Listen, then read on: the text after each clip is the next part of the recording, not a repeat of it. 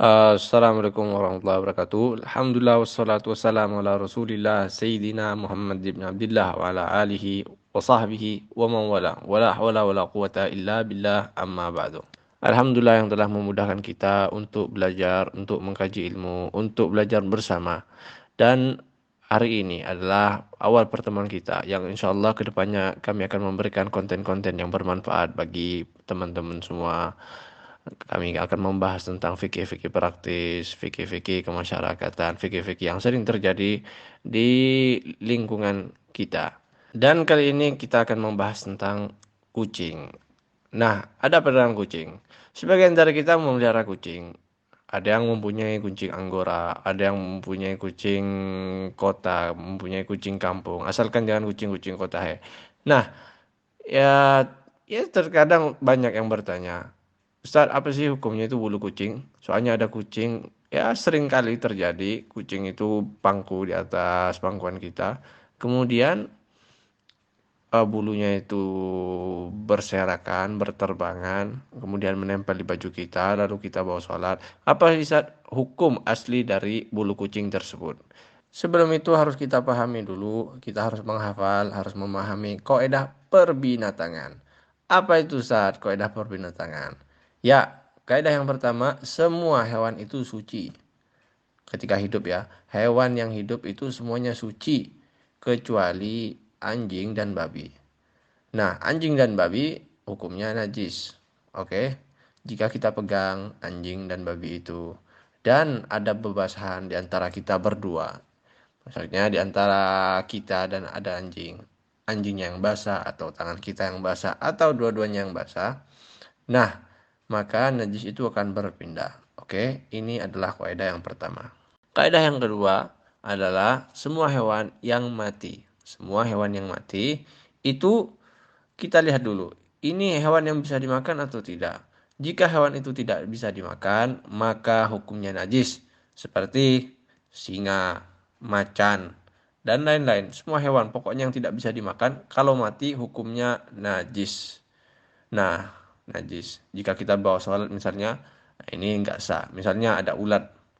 Ulat tidak bisa dimakan. Oke, kita pegang itu ada ulat mati, kita bawa sholat. Sholatnya tidak sah.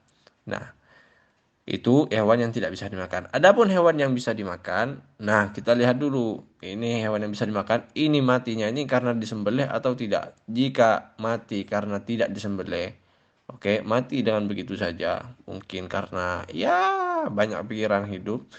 Nah, mati. Nah, ini hukumnya menjadi bangkai. Dan hukum bangkai adalah hukumnya najis. Oke, ini. Akan tetapi jika hewan tersebut, hewan yang bisa dimakan tersebut mati gara-gara disembelih, seperti hewan kurban, kambing, sapi, onta, ayam, misalnya ayam kita sembelih, ini ayam bisa dimakan dan mati karena disembelih, maka hukumnya adalah suci dan boleh dimakan. Ini adalah kaidah yang kedua. Adapun kaidah yang ketiga adalah semua anggota badan dari hewan yang terpisah ketika hidup, maka hukumnya adalah bangkai. Maksudnya najis hukumnya. Oke, ini selain ikan dan belalang. Jika terpisah ketika hidup, maka hukumnya adalah bangkai dan najis.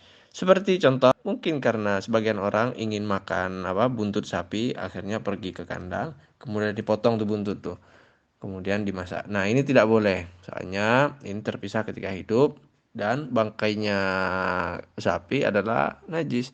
Jadi buntut ini tidak boleh dimakan karena hukumnya najis. Oke, kecuali. Makanya di sini ada pengecualian. Kecuali bulu dari hewan yang bisa dimakan. Nah, bulu-bulu hewan yang bisa dimakan ini hukumnya suci.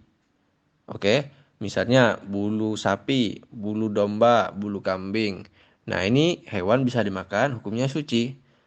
Nah, jika kalau kita lihat masalah yang kita bahas, yaitu bulu kucing. Nah, bulu kucing. Kucing ini tidak bisa dimakan, maka hukumnya najis. Oke, bulu kucing hukumnya najis. Aslinya seperti ini.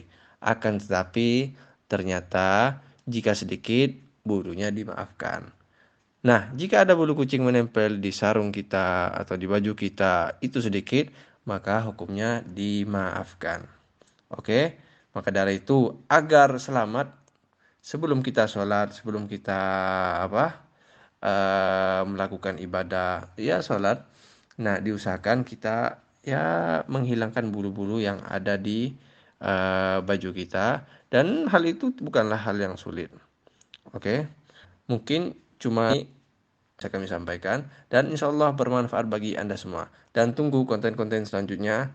Tetap bersama saya, Zami. Assalamualaikum warahmatullahi wabarakatuh.